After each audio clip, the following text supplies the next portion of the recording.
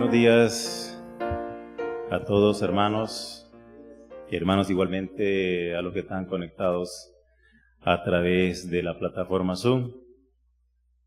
Gracias por la participación en este servicio dominical del día de hoy. Hoy yo voy a compartir con ustedes el tema que se llama La esperanza de la humanidad.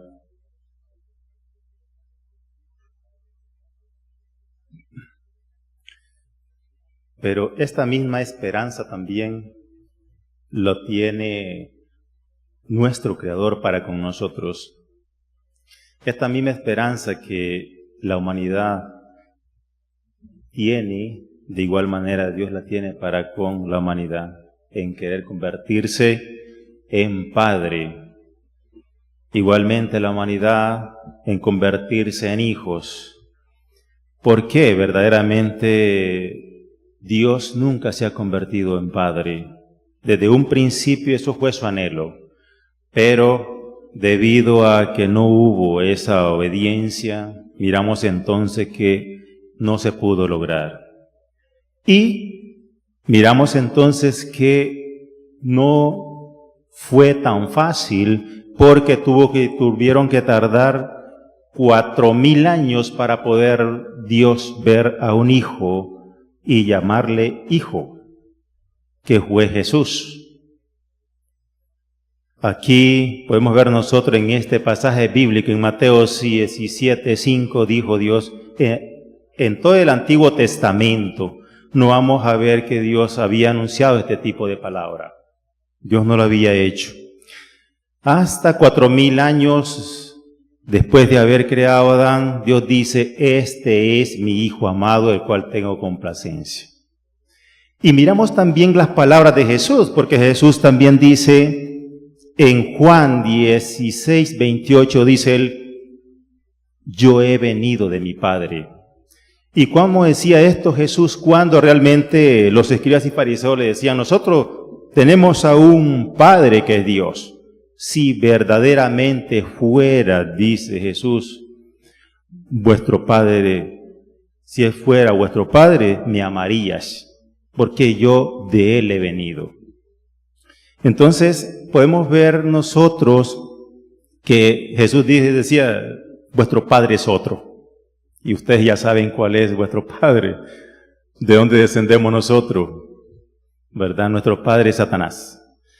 Entonces, miramos que 4000 años después, ¿verdad? Dios es feliz cuando ve a su Hijo y su Hijo a su Padre en obediencia. Y 6000 años después, Dios miramos que logra su pareja, ese anhelo que Él quiso desde un principio.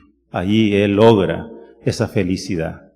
A través solamente de una pareja, pero Dios no solamente quiere que solamente esa pareja sean sus hijos, todos y cada uno de nosotros, la humanidad entera, que le llame Padre, pero Él también sentirse como un verdadero Padre para sus hijos. Eso es lo que Dios quiere y lo que Dios anhela. Entonces, vamos también a escuchar las palabras de nuestro Padre, lo que habla acerca de de Dios. Y miramos que Dios dice Padre, Dios es llamado el Padre de la humanidad. Pero, ¿qué posición está Dios actualmente? ¿En qué posición está? Para que Dios mismo llegue a ser Padre verdadero, Él debe tener hijos verdaderos. Si Él no logra tener hijos verdaderos, entonces no puede estar en la posición de Padre y no estará en la posición de Dios verdadero. Imagínense. Y toda la humanidad, ¿qué es lo que dice? Padre, Dios, nuestro Padre. Pero la realidad, Dios no ha sentido el amor de sus hijos. Porque Dios siente esto cuando realmente ese hijo experimenta el corazón del Padre y el Padre experimenta el corazón de su hijo. Es así como podemos nosotros sentirnos como hijos. Así Dios también. Ahora, ¿por qué es así? Eso nosotros lo podemos ver también en Salmos 82:6. Y miramos que no solamente ese hijo que debería unirse con Dios es el único que puede estar, nosotros también. En este pasaje podemos ver, dice, yo dije en Salmos 82:6, dice, yo dije, vosotros sois dioses. Vosotros sois dioses. Se refiere a toda la humanidad. Una vez que nosotros verdaderamente encarnemos su corazón en nuestro interior, vamos a reflejar el verdadero carácter de Dios, conforme a nuestros dones que tengamos, porque nosotros tenemos diferentes dones. Todos no los tenemos de la misma manera, pero sí, verdaderamente nosotros podemos reflejar con cada don que nosotros tenemos ese verdadero corazón de Dios, su identidad. Y es curioso porque Jesús cuando Él estuvo aquí en la tierra, los escribas lo querían matar en esa época y entonces llegó a un punto donde Él no pudo correrse más y les dice, ¿por cuáles de mis buenas obras que he hecho me queréis matar? Y le dicen los escribas y fariseos, no te queremos matar por tus buenas obras que has hecho, sino porque te llamas Dios. ¿Ves? Pero si nosotros miramos aquí, ¿qué es lo que dice en el Antiguo? Porque esto está en Salmos, Testamento, dioses sois. Y Jesús mismo le repite estas mismas palabras, ¿que acaso no has leído las Escrituras? Les dice a ellos, porque ellos conocían la palabra, la Biblia, la tenían en sus manos. Ellos eran los que realmente guiaban al pueblo judío. Le dice, ¿no has leído las Escrituras que dioses sois? Entonces agacharon la cabeza, porque ellos sabían que estaba allí. Ellos sabían. Agacharon la cabeza y se fueron. Pero no quisieron reconocer todavía estas palabras que realmente están escritas.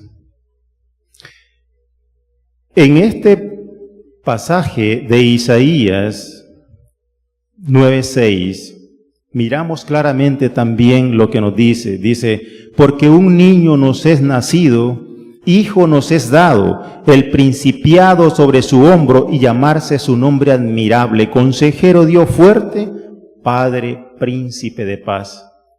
Ya estaba en camino el que iba de venir a reflejar ese verdaderamente modelaje de Dios. Y aquí hay algo muy importante que nosotros debemos de tener, y es de que nosotros siempre hemos, durante mucho tiempo, incluso hasta yo lo hice, pensaba que Jesús era Dios mismo, pero Jesús no es Dios mismo. Es una característica perfecta de Dios. Así como nosotros era Jesús, sangre corría por las venas, era una persona igual, sentía su amor, su dolor y todo lo sentía Él. Él reflejaba así su naturalidad de Dios. Entonces podemos ver de que esto de que se ha mantenido durante mucho tiempo, que Jesús era Dios, no es Jesús Dios. Ya como lo dije anteriormente, ¿verdad? Nosotros también podemos llegar a ser esa característica perfecta de Dios. Y miramos el otro versículo más abajo, donde que está en Primera de Pedro 1:13, y dice, bendito el Dios Padre de nuestro Señor, Padre de nuestro Señor Jesucristo, que según su sangre misericordia nos regenera en esperanza viva por la resurrección de Jesucristo de los muertos.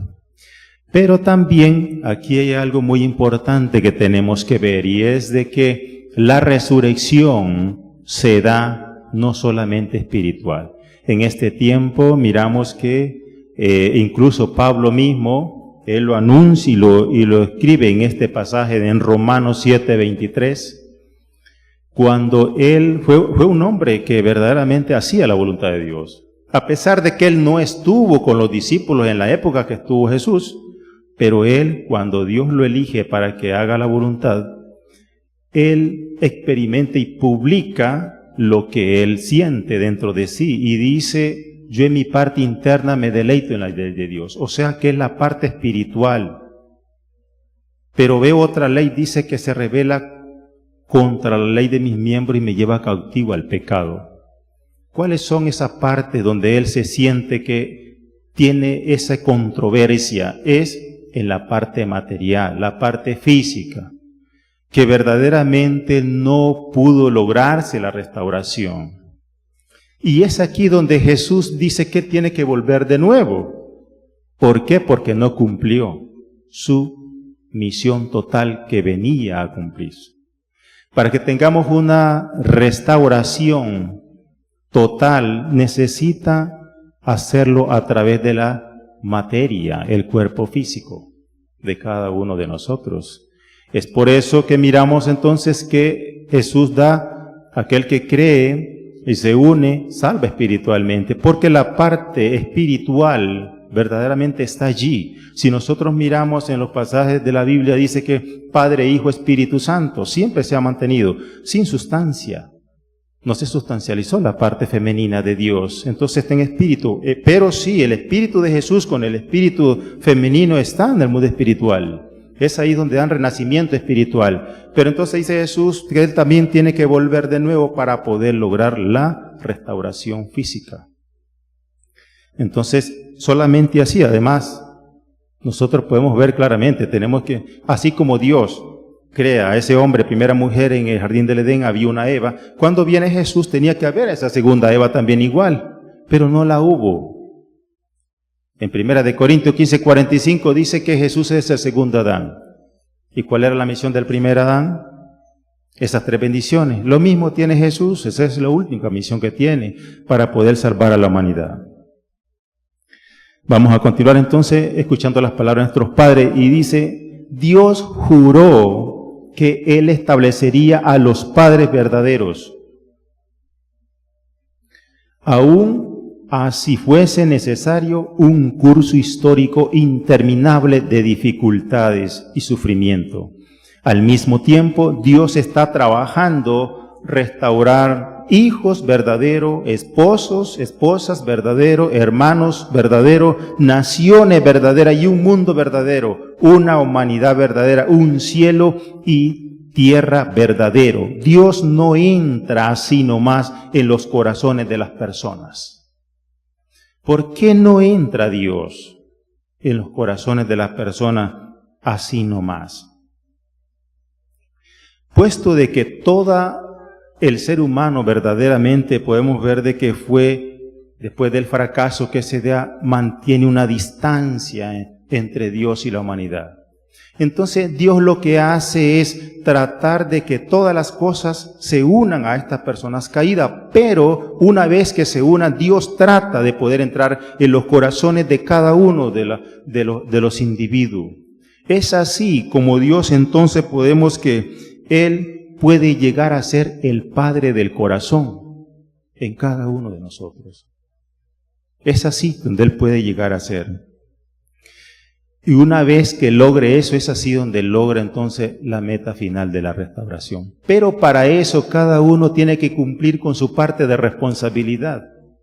No podemos estar apegados de que solamente una figura central me va a salvar, no. Cada uno de nosotros tenemos que llegar. Por eso Dios da su ideología y su también representante a través de esa ideología mesiánica. Dios entonces hace entender a la humanidad y una vez que entienda, sigue el camino uniéndose a Dios, pero cada uno llevando a cabo esa unidad con Dios. Aquí yo voy a darles también en este pasaje de la Biblia, en Mateo del 1 al 16, y se lo voy a leer, porque verdaderamente miremos una vez más. La vez pasada en el servicio dominical, Reverendo Lee decía que dijo la madre, no conocen la esencia de Jesús. Y es cierto, nosotros podemos decir, Jesús, Dios los envía a salvarlos, pero no saber todo lo que Dios tuvo que pasar para que este hijo naciera fuera de ese linaje sin pecado, a como lo hizo Adán. Y lo voy a leer aquí en Mateo, como está, dice Mateo 1 al 16. Vamos a ver lo que es las generaciones que Dios tuvo que usar para purificar el linaje. Y dice así, las generaciones de Jesucristo, hijo de David, hijo de Abraham. Abraham engendró a Isaac, Isaac engendró a Jacob, Jacob engendró a Judas y su hermano. Judas engendró de Tamar y Pares y Sara. Pares engendró a Esrón, Esrón engendró a Arán, Arán engendró a Nimabet, Amibabad engendró a Nazón, Nazón engendró a Salomón, Salomón engendró a Rachat, Rachat a Boz, Boz engendró a Ruth y a Obed, Obed engendró a Jesse, Jesse engendró al rey David, el rey David engendró a Salomón, de el que fue mujer de Urías. Salomón engendró a Roboán, Roboán engendró a Abías, Abías engendró a Asa, Asa engendró a Josafat y Jonatán engendró a Jorán, Jorán engendró a Osías, Osías engendró a Jonatán, Jonatán engendró a Achaz, Achaz engendró a Ezechías, Ezechías engendró a Manases, Manases engendró a Amón, Amón engendró a Josías, Josías engendró a Jechonías, Jechonías y sus hermanos en la transmigración de Babilonia, cuando realmente ellos estuvieron cautivos. Después de la transmigración de la Babilonia, Jesuchías engendró a Salatiel, Salatiel engendró a Zorobabel, Zorobabel engendró a Abiud, Abiud engendró a Eliachín, Eliachín engendró a Azor, Azor engendró Sodoc, Sodoc engendró a Achín, Achín engendró a Eliud, Eliud engendró a Eleazar, Eleazar engendró a Matán, Matán engendró a Jacob, Jacob engendró a José, marido de María, de la cual nació Jesús, el cual es llamado Cristo. Imagínense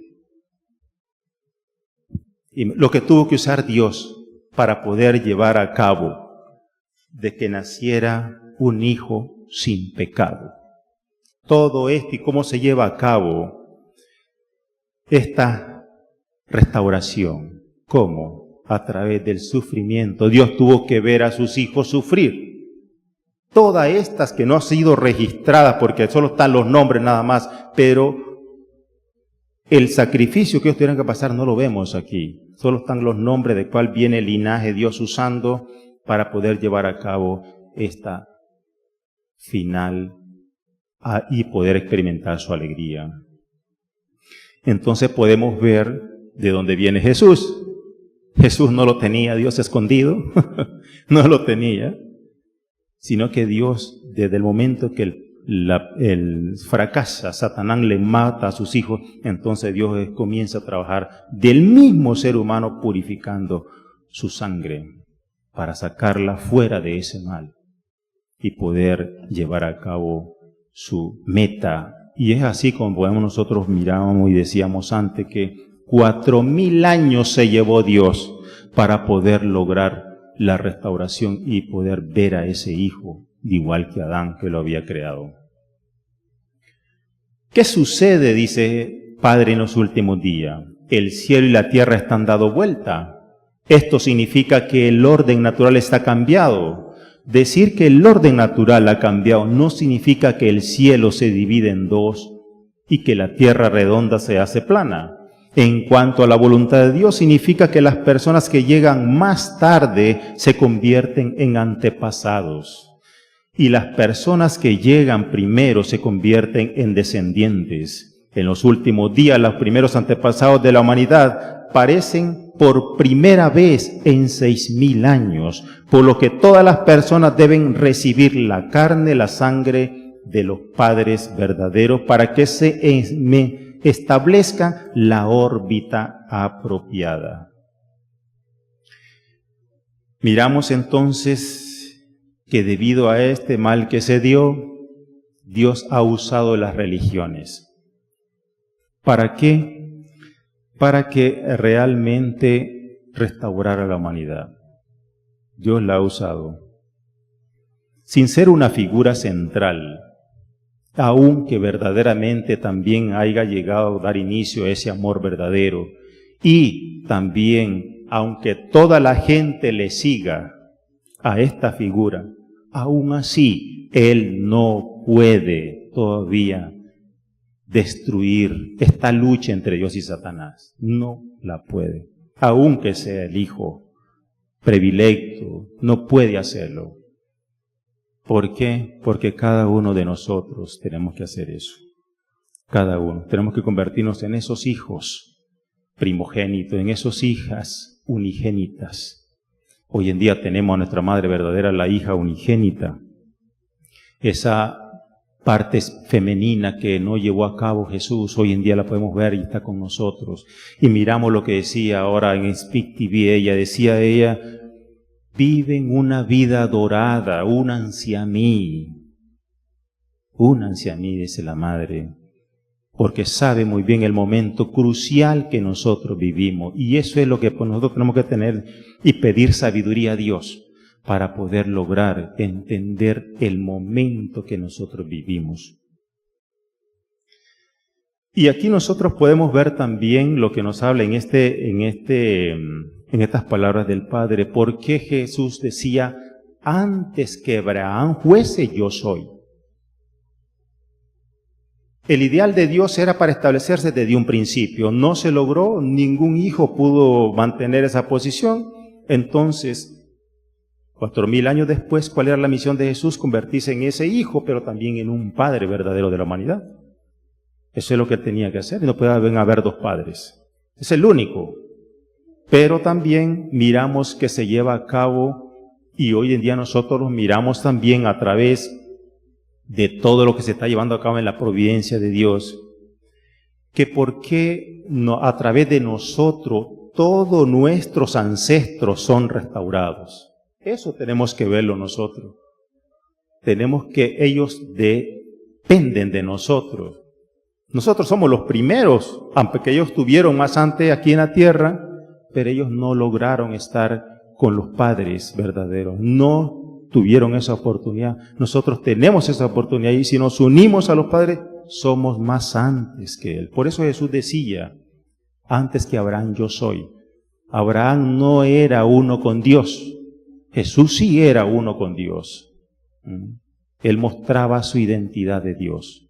Y para que Dios pueda mostrar su identidad verdaderamente, como decíamos, tiene que tener un cuerpo, porque Dios no puede mostrar su divinidad si verdaderamente no se materializa, si no se sustancializa. Por eso que ha buscado durante la historia ese propósito. Pero no solamente, como dije, solo un hijo. No, todos nosotros. Él quiere que tengamos y experimentemos su corazón de amor en lo cual Él es. Todas las personas, dice, deben recibir la carne. Significa creer en Él, unirse sustancialmente en la carne con Él, que está ahí, que están con nosotros hoy en día. En Juan 8:58 nos habla en ese versículo bíblico también igual. Voy a leerlo.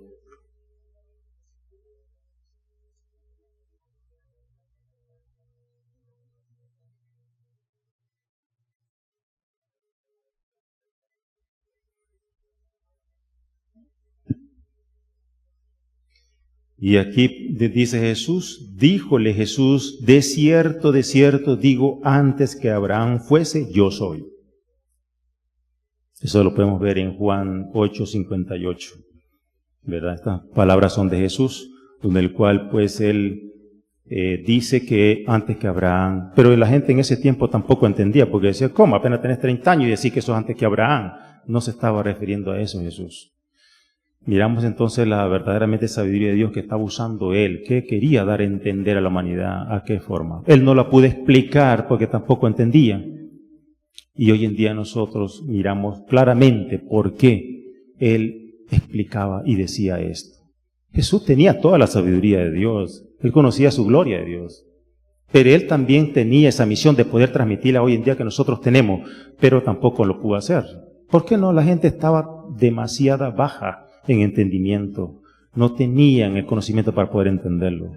Y él decía, si ustedes no entienden la cosa terrenal, ¿cómo entenderán lo espiritual? ¿Cómo lo podrán entender ustedes? Yo tengo mucho que decirlo, pero por ahora no pueden llevar. Tengo que venir de nuevo. Tal vez ya haya adquirido un poquito de nivel y puedan entenderme. Tal vez.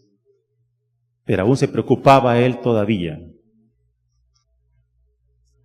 Porque decía él en Lucas 18:8, pero cuando venga él, ¿encontrará fe sobre la tierra? Gracias a Dios. Nuestros padres, a pesar de que él luchó también en su venida y la misión que tenía era para unirse con todos los líderes, tampoco lo aceptaron, pero después Dios le da la fortaleza y verdaderamente él, a nivel de individuo, comienza él su providencia, ¿verdad? Pero ya tuviéramos tal vez un fundamento muy fuerte si verdaderamente hubieran creído todos en él y se hubieran unido.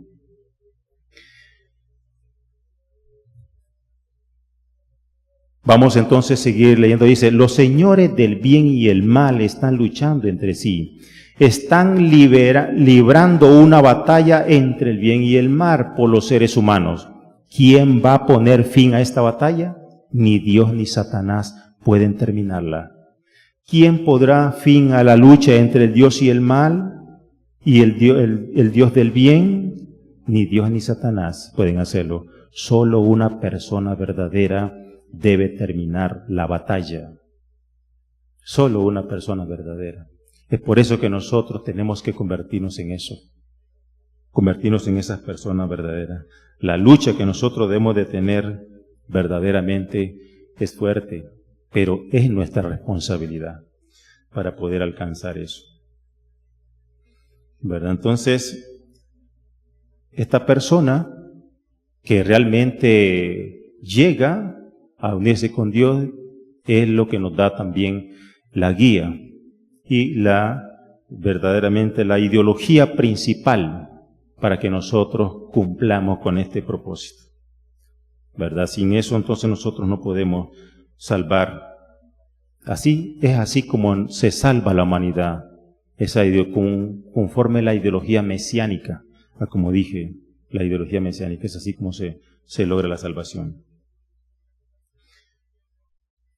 Nosotros quienes ahora estamos en la tierra debemos encontrar a nuestros padres, hermanos, nuestros padres, hogar, nuestro pueblo natal, original, cuando haya lugar donde los padres tengan el amor de Dios en su seno, donde una familia de hijos e hijas reciban el amor de los padres y vivan en su pueblo natal, donde todo esté en armonía, donde todo vaya bien y donde se canten canciones de amor. Cuando este pueblo natal se expanda horizontalmente, entonces se formará un pueblo.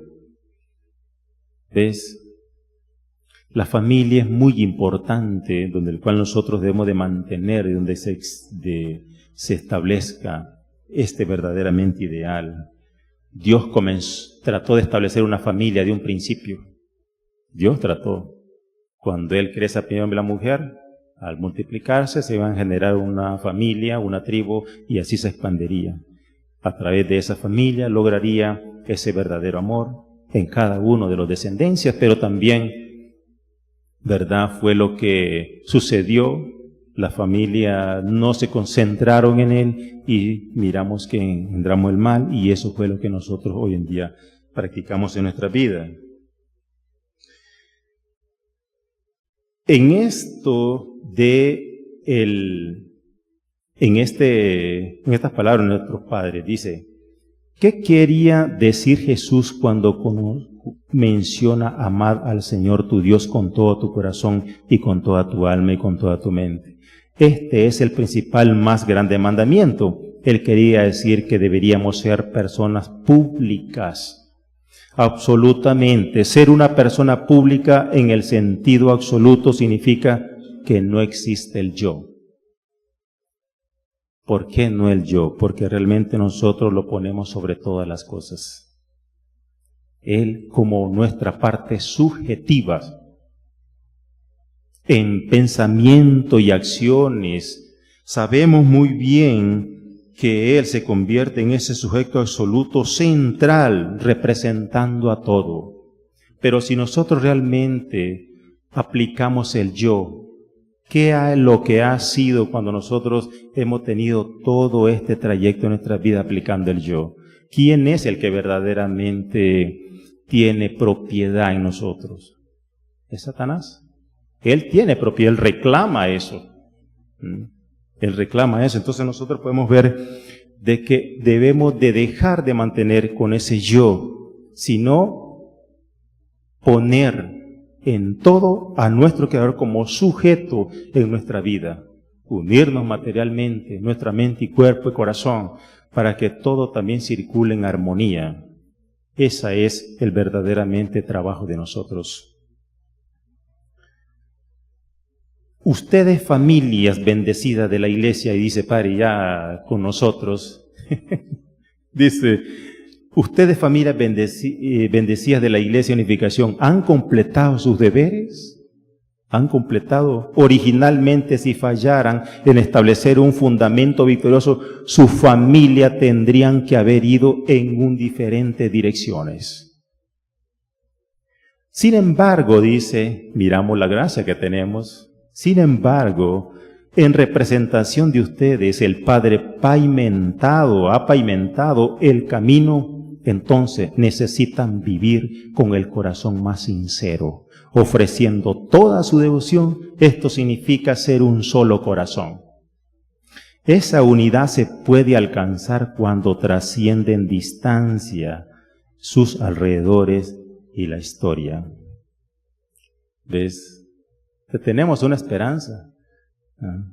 No tenemos que desalentarnos, no tenemos que entristecernos.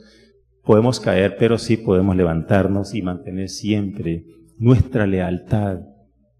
Pero tampoco no significa que vamos a estar haciéndolo a cada rato, ¿verdad? Porque eso, una vez que cayemos y lo levantamos, pues determinemos a unirnos más, a no poder fallar. Y por eso miramos que nuestros padres siempre nos han dado, nos han perdonado. Muchas cosas han hecho nuestros padres en dar de vino del perdón, que comiencen de nuevo, y siempre hay que mantener ese nuevo perdón, reconocerlo como verdaderamente una salvación para nosotros, después de haber fallado. Ellos saben muy bien de que verdaderamente nosotros vivimos una vida muy complicada, hemos heredado de nuestros ancestros muchas cosas que verdaderamente los cuesta mucho superarla, los cuesta, debido a esa fuerza negativa que nosotros tenemos, pero también tenemos los argumentos necesarios por el cual nosotros podemos dar por terminado a eso. Tenemos direcciones, tenemos palabra, tenemos a ellos. Miramos, nunca se había visto nosotros tener un centro donde podemos conectarnos directamente con ellos, con nuestros padres, con Dios sustancial. Cuando nosotros oramos en el centro del Chonchingwon, nuestros ancestros, ¿qué iban a tener eso ellos? Ellos nunca pudieron tener eso. Hoy día nosotros sí. Podemos ir allí con nuestro corazón de lealtad, de sinceridad, de que nazca de nosotros mismos esas palabras de arrepentimiento. Vamos a experimentar el corazón de Dios. El Padre dice, cuando yo venga, dice Padre, yo no vengo a Chompion, yo vengo en cada familia que esté haciendo mi voluntad. Allí yo vengo, dice Padre. Yo no vengo a Chompion, no, a cada familia que esté haciendo mi voluntad. Allí yo vengo. ¿Ves? Entonces, nosotros tenemos esa gran oportunidad. Vivimos esa gran oportunidad nosotros. Por eso somos los privilegiados hoy en día. Yo siempre decía, cuando no conocía, estaba chaval, apenas yo escuchaba y leía la Biblia, que tenía como 15 años, y yo decía, ¿cuánto me hubiese gustado vivir en el tiempo de Jesús? Yo quería, decía yo, ¿cuánto me hubiese gustado vivir en ese tiempo? Pero verdaderamente yo hubiera seguido el camino de Jesús en esa época, viviendo con Él una vida más dura. ¿Por qué? Porque aquel que se unía a Jesús era muerto. Era muerto, lo que estaba la vida. Hoy en día no. Tenemos la oportunidad nosotros de tomar decisiones, unirnos y poder hacer. Bueno, en ciertos países todavía existe eso, pero aquí no existe eso. Nosotros podemos unirnos sin nada más, nos depende de nuestros corazones que tengamos. Pero ya ves, Dios me ha dado el privilegio me dio la vida donde mucho más que Jesús vivir. Él solo era uno con Dios, no pudo tener esa esposa ni establecer una familia. Hoy en día la establece y nosotros recibimos el modelaje, sus palabras, su bendición, injertarnos al linaje de Dios. Mucho más todavía, mucho más. No solamente creer, puedo vivirlo. Por eso dice la madre, la era dorada que ustedes vivan es importantísimo hoy en día. Valoren eso. Nosotros verdaderamente, hermanos y hermanas, deberíamos de entender eso. Yo creo que deberíamos pedirle sabiduría a Dios para poder entender esta era que en la cual vivimos y poder atenderle a Él, porque Él necesita que nosotros le atendamos como hijos. Pero sabemos de que no lo podemos hacer porque nos hace falta todavía entender. Pero con oración, y como dije, tenemos allí esa base donde cual nosotros podemos recibir claramente nuestra mente, apartarlo de esa oscuridad que nos ha tenido durante mucho tiempo y poder lograr verdaderamente atenderle como hijo a Dios. Podemos hacerlo. Entonces, yo creo que es muy importante que nosotros nos apeguemos a eso. Si nosotros analizamos bien eso y valoramos la era de nuestros ancestros que nosotros vivimos, es totalmente incomparable con la que ellos tuvieron. Imagínense, como lo decía antes yo, 4,000 años para ver ese hijo, Dios, y que todo eso lo fue sufrimiento para él durante 4,000 años. Es incomparable. Hoy en día nosotros, a pesar de todo el sufrimiento que pasó Dios, hoy en día nos está dando sin sufrimiento lo que nosotros necesitamos para vivir la vida conforme a su voluntad.